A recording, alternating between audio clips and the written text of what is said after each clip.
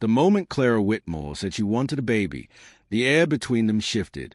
The grand conference room in downtown St. Louis, Missouri, suddenly felt smaller, weighed down with wealth, influence, and a sense of entitlement that had never met a no Clara, a self-made billionaire whose name adorned skyscrapers and hospitals across the country, was used to getting what she wanted. And now, she was staring at Ethan Caldwell, a single father who had built his life around quiet routines, not grand ambitions. Ethan's world had always been measured by two things: his son, Noah, and the tiny universe he had created around him. After his wife's tragic death on a rain-slick highway outside Columbus, Ohio, everything else had fallen away. He worked early mornings, fixing vac systems, packed lunches with precision, and counted life in school pickups and bedtime stories. Grief had hardened into responsibility, and responsibility had grown into a quiet pride that didn't seek more than it could handle. To him, every decision had one filter. Would this protect Noah? Clara, on the other hand, lived a life the opposite of small. She had grown up in privilege, honed her skills in boardrooms, and turned ambition into empire. Private jets, awards, and press coverage were her normal. But at 42, despite the accolades and influence, she felt a gnawing emptiness. Time, doctors reminded her, was finite. Legacy, friends whispered, mattered. She didn't want a partner or a relationship. She wanted a child. Their world collided at a charity housing project, where Clara's foundation funded renovations and Ethan volunteered his labor to stretch his paycheck and give back. Clara noticed Ethan instantly, not because he was flashy, but because he worked as if invisible, quietly and efficiently. Where others fawned, he focused. Where others sought attention, he stayed grounded. She admired competence. Then she learned he was a single father. An idea took root. Practical, clinical at first, then pressing. She could solve a problem with resources, and he could provide the child she wanted. When Clara laid her plan bare, there was no pretense, no apology. "I want a baby," she said. No discussion of feelings, no romantic intent. Just a direct, almost transactional demand. To her, the solution was simple. Resources could smooth everything. Agreements could replace emotions. Ethan felt the familiar pressure of life bending him, tempting him to compromise, to accept an offer that could erase years of struggle. The money, the security, the freedom from constant worry. It would all solve everything. But when he pictured Noah's face, the tiny hand reaching for him at night, he knew some things couldn't be bought or bargained for. Ethan's response was calm but unyielding. He spoke not in anger, not in drama, but with conviction rooted in love. "A child is not a project. A child is a life," he said. He told Clara that Noah was a promise to the woman he had loved and lost, and that raising a child required more than ambition or desire. It required devotion, patience, and sacrifice. Love, he explained, could not be negotiated without leaving scars. The words cut through Clara's certainty like ice water. For the first time, she was denied, not by law, not by logistics, but by values she had never been forced to consider. Clara left, outwardly composed but inwardly shaken. That night, alone in her penthouse overlooking the Mississippi River, the city lights blurred as her mind replayed Ethan's words. She realized that she had been seeking control, believing a baby could fill an emptiness she had never addressed. Meanwhile, Ethan returned to his routines. Breakfast with Noah, school runs, and work awaited, but the encounter lingered. Pride didn't pay for braces or tuition, yet he felt a quiet reassurance knowing he had chosen correctly. Days turned into weeks. Clara did not disappear. Instead, she began approaching their worlds differently. She visited housing project again, not to oversee, but to help. She volunteered at children's hospitals, sitting quietly beside kids who neither recognized nor cared about her wealth. Slowly, the iron grip of control loosened, replaced by curiosity and a fragile desire to understand. Their paths crossed once more at a community fundraiser. Clara asked about Noah, about grief, about the realities of raising a child alone.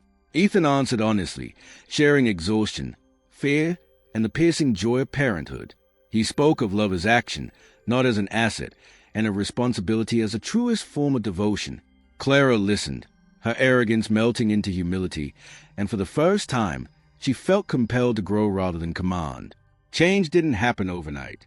Clara sought counseling, explored adoption with patience and respect, and began to understand that children were not solutions to loneliness. They were lives that deserved care and commitment. Ethan, observing from a distance, noticed sincerity replace entitlement, and though their lives remained separate, an unspoken understanding took root. Respect, boundaries, and integrity could coexist with influence and ambition. By the end of Part 1, Ethan had shown that values and love could withstand pressure, and Clara began a journey toward humility and understanding. The stage was set for the next chapter, a story of unexpected connection, personal growth, and lessons that would shape both their lives forever. Weeks had passed since Clara's first bold declaration, and Ethan Caldwell felt the weight of that conversation lingering like a shadow he couldn't shake. Life continued its relentless rhythm. School drop-offs, work calls, meals that needed planning, and the quiet hum of responsibility that had become his identity. Yet, Clara's words, her confidence, and the certainty in her gaze echoed in his mind. He had said no. He had set boundaries, but the encounter had stirred something he hadn't anticipated, reflection on his own desires, his limitations, and the life he wanted for Noah. Clara, meanwhile, was experiencing a transformation of her own. She wasn't used to being denied, let alone by someone she had considered ordinary, someone who had no reason to assert power over her. The experience was humbling, almost uncomfortable, and yet it opened a door she hadn't realized was there, a door to empathy, patience, and understanding. She began to see the world not as a series of transactions, but as lives intertwined, delicate and real. Volunteering became her new anchor. At children's hospitals, she sat quietly with kids who didn't care about her fortune or accolades. She cleaned up toy rooms, read stories, and listened with genuine interest. Slowly, she learned that control and ambition could only go so far when it came to human hearts. Each laugh she heard, each shy smile she received, reminded her that giving required presence, not dominance. And each time her thoughts wandered to Ethan and Noah, she felt a mix of curiosity, admiration, and a growing respect that tempered her original intent. Ethan noticed the subtle changes in Clara the next time their paths crossed at a community fundraiser in Kansas City. This wasn't the confident, commanding woman who had declared her desire for a child. This was someone quieter, thoughtful, and tentative, asking questions about Noah's routines, his challenges, and his joys. She wanted to understand, not control. Ethan answered honestly, unflinching, but without judgment. He described sleepless nights, the anxiety of making ends meet, and the joy of seeing Noah's eyes light up over the smallest victories. Clara listened intently, the weight of her own past impatience slowly dissolving. Through these interactions, Clara began to confront the emptiness she had ignored for decades. She realized that a child was not a possession to be claimed, but a life to be nurtured. She sought guidance from counselors, spoke to foster parents, and spent long hours reading about adoption and child development. Her foundation, once focused solely on big initiatives and measurable impact, shifted slightly. She began to invest more in personal connections, mentoring, and small-scale projects that allowed her to witness real change. For Ethan, the challenge was different. He had built his life around protecting Noah, and any external influence was met with caution. Clara's presence tested his patience, his principles, and his understanding of trust. But as he observed a consistent effort to engage without control, he recognized genuine intent. The woman who had once appeared demanding and self-centered was now showing humility and vulnerability. He realized that growth wasn't just for children. It was for everyone. One evening, as autumn leaves fell over Columbus, Ethan invited Clara to a small community dinner organized by the local nonprofit where both had volunteered. It was casual, unpretentious, and warm. There, Clara asked thoughtful questions about Noah's experiences, his favorite games, and even about Ethan's late wife. She listened with the intent to learn, not to impress. For the first time, she understood that connection required patience, empathy, and shared effort, not authority or resources. By now, the dynamic between them had shifted subtly but significantly. Clara no longer approached him with demands. Ethan no longer felt defensive at every encounter. They had found a rhythm built on honesty, mutual respect, and shared values. For Clara, it was a humbling reminder that money and status could not replace genuine relationships. For Ethan, it was a validation that setting boundaries with integrity could create space for meaningful connections rather than conflict. Months went by. Clara explored the foster system in Illinois quietly, learning that children required stability, love, and consistency, things no amount of wealth could guarantee. Ethan continued to guide her with insight, never asserting authority, only offering wisdom. When she finally adopted a little girl named Grace, it was done quietly, intentionally, and without fanfare. She reached out to Ethan not to seek approval, but guidance, recognizing his lived experience as a single father as invaluable. That small act, humble, private, and grounded in reflection, became the foundation for an unexpected friendship between them. One built not on ambition or desire, but on integrity, shared values, and respect for the lives of children who depended on them.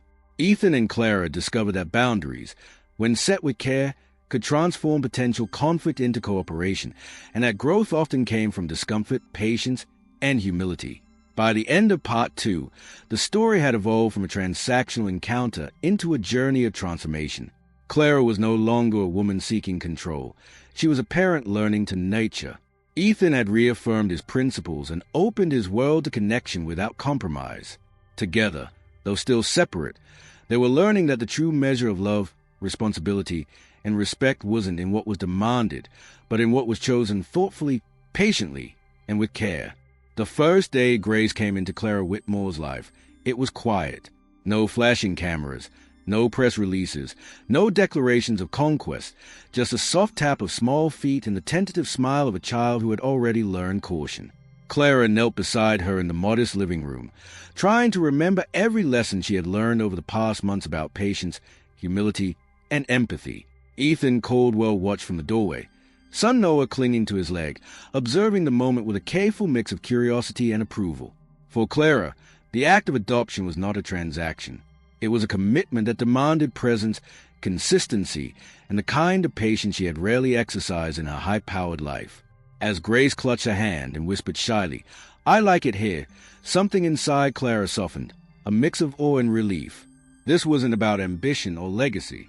It was about love, in its rawest, most unfiltered form. Ethan saw the transformation clearly. The woman who had once approached him with a bold, almost transactional request was now learning to listen, to nurture, and to consider the needs of another before her own. For him, it was a reminder that integrity and values, when upheld even under pressure, could shape not only one life, but many. And for Noah, it was a lesson in trust, boundaries, and the power of compassionate choices. Over the following months, their lives began to intertwine in a delicate dance of shared experience. Weekend barbecues included both children, laughter echoing over the backyard fences, fireflies dancing in summer dusk. Clara asked for guidance, not direction, seeking advice on everything from bedtime routines to school projects. Ethan offered support, not control, and slowly, they discovered a rhythm built on mutual respect. The dynamic between them was neither romantic nor transactional. It was something subtler, stronger, rooted in shared values, empathy, and the acknowledgement that love sometimes means stepping back to let others lead. Clara learned that children cannot be acquired, only nurtured. She discovered that wealth, influence, and ambition could create opportunities, but could never replace the simple, vital work of presence.